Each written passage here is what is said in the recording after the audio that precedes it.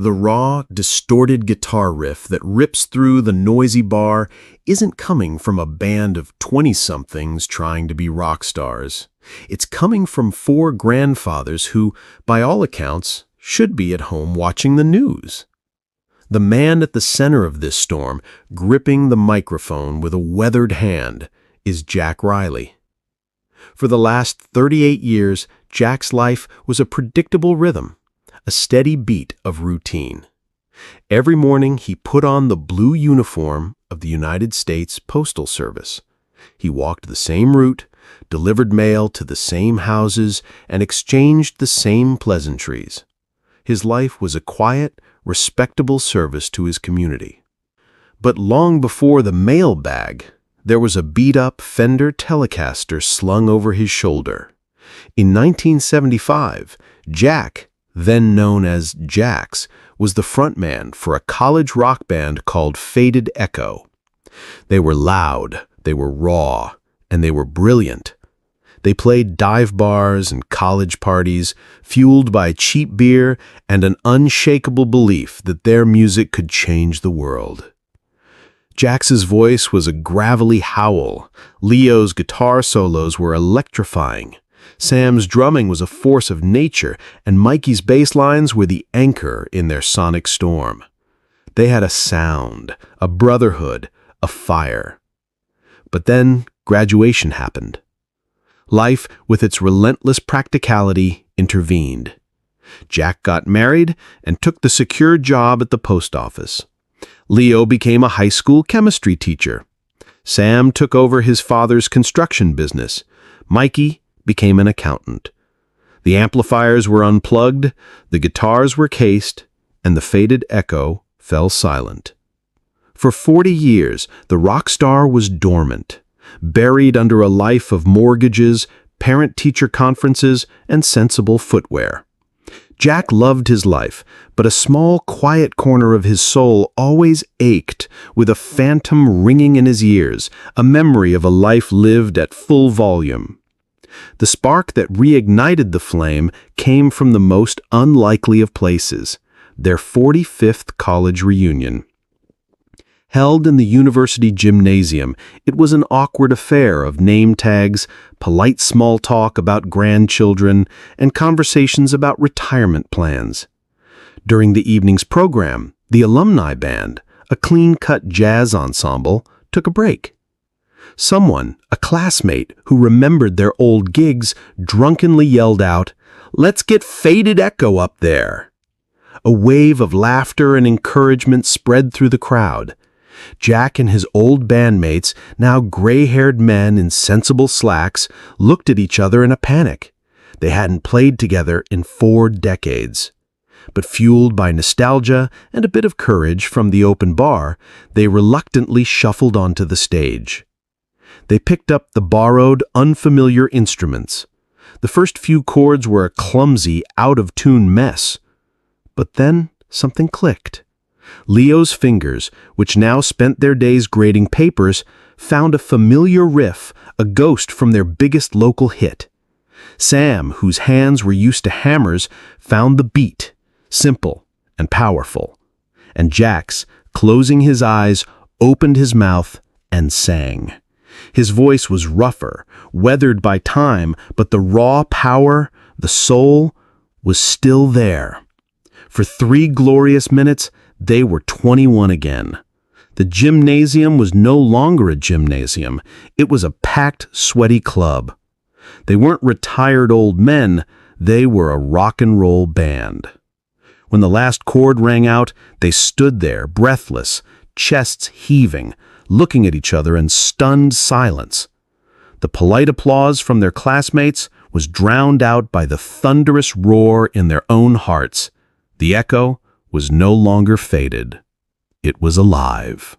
The reunion ended, and they all went back to their quiet lives, but something had irrevocably changed. The comfortable silence of retirement now felt like a void. A week later, Jax called Leo. "I can't get that sound out of my head," he said. Leo's response was immediate. "Me neither." The call was made to Sam and Mikey.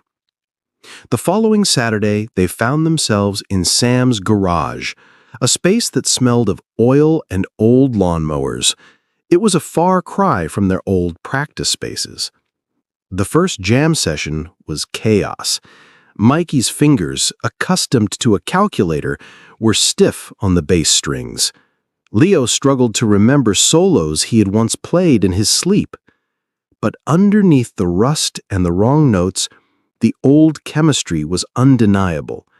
It was in the way Sam instinctively knew when Leo was about to launch into a solo, the way Jax's vocals locked in perfectly with Mikey's bass line. It was a language they had forgotten they spoke. They started by playing their old songs, dusting off the memories, but it felt like they were trying on old clothes that didn't quite fit anymore. The teenage angst and rebellion of their old lyrics felt hollow, coming from men who had lived full, complex lives. It was Leo who said it first. "We can't just play the old stuff. We need to write something new. Something about now." And so they started writing.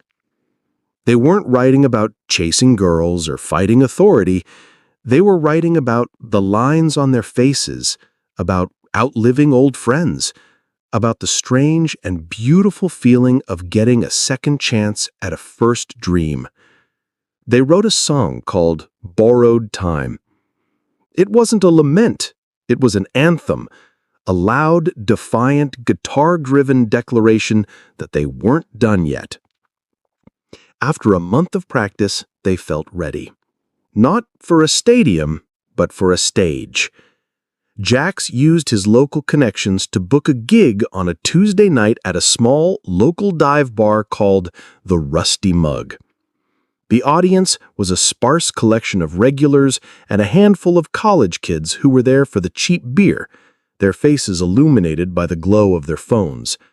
When four grandfathers shuffled onto the stage, there were a few audible snickers. Faded Echo launched into their set.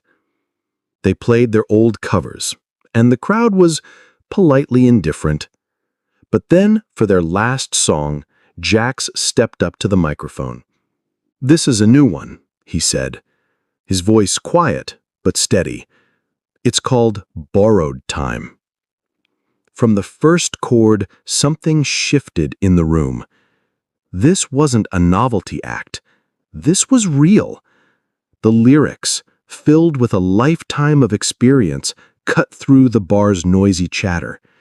Leo's solo wasn't just technically proficient, it was a wail, a cry, a lifetime of pent-up passion unleashed in a flurry of notes. The college kids looked up from their phones. One of them, a young woman with a music blog, had been filming on her phone, initially as a joke, but now she was captivated. She kept recording as the song built to its thunderous climax. The performance ended, and for a moment, there was silence. Then the small bar erupted in applause, louder and more genuine than anything they had heard all night.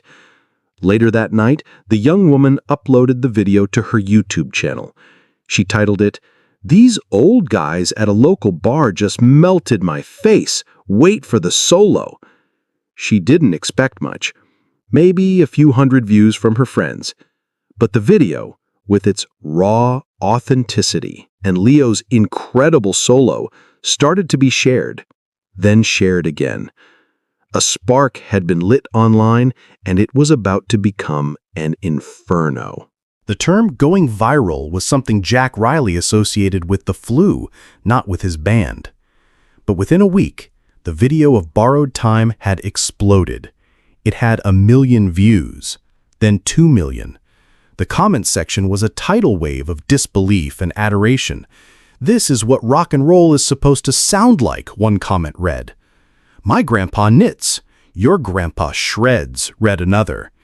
It was shared by famous rock journalists, by professional musicians, even by a famous actor who remembered seeing them play in college. Faded Echo was no longer a secret. They were a sensation. Their quiet lives were turned upside down. Local news crews showed up at their houses. When Jax went to deliver his mail, people would stop him on the street, not to ask about a package, but to ask about his band. Mikey's accounting firm put a congratulatory message on their homepage. Leo's students started calling him the Axeman. They were flooded with emails. Some were from music venues and small record labels offering them gigs and deals, but the most meaningful messages came from people their own age. A man from Arizona wrote that he had just pulled his old trumpet out of the attic.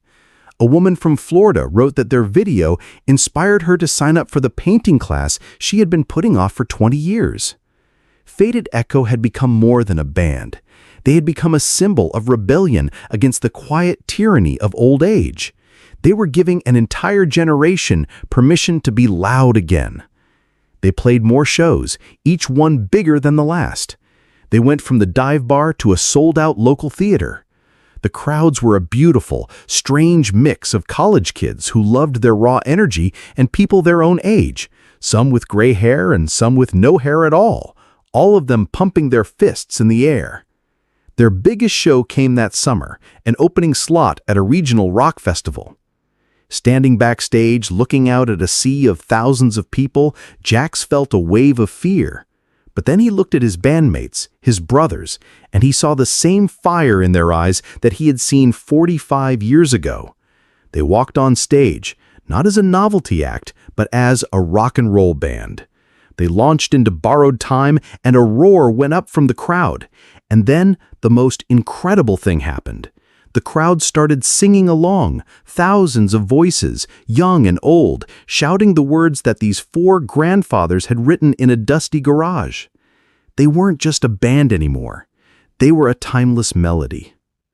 Today, Faded Echo hasn't signed a major record deal or gone on a world tour. They don't want to.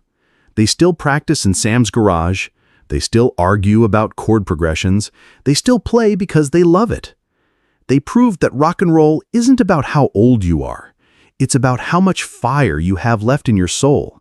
And their fire, it turned out, was just waiting for a second chance to burn brighter than ever. The members of Faded Echo rediscovered a part of themselves they thought was lost forever. What's a passion, a song, or a dream from your past that's still waiting for its encore? We would be honored to read your story in the comments below.